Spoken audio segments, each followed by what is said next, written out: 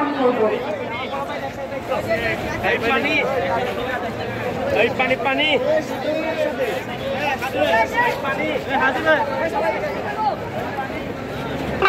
আমরা সবাই একটু চুপ থাকি।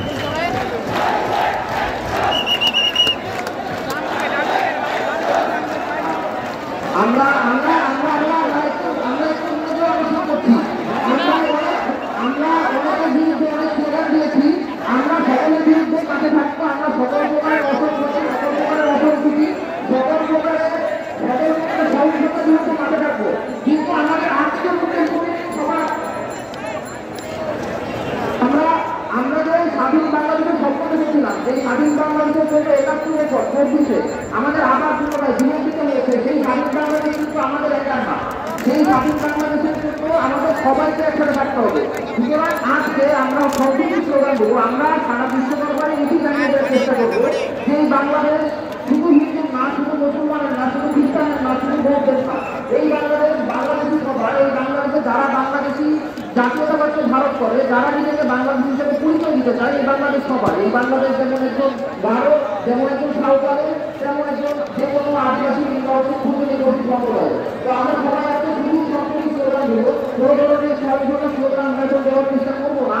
আমরা অবশ্যই মাঠে থাকবো, আমরা সকল প্রকারের প্রতিনিধিত্ব, সকল প্রকারের অসহিষ্ণুতা এগুলোর বিরুদ্ধে মাঠে থাকবো। কিন্তু আজকে আমাদের উদ্দেশ্য সম্পর্কে আমরা সচেতন থাকতে হবে।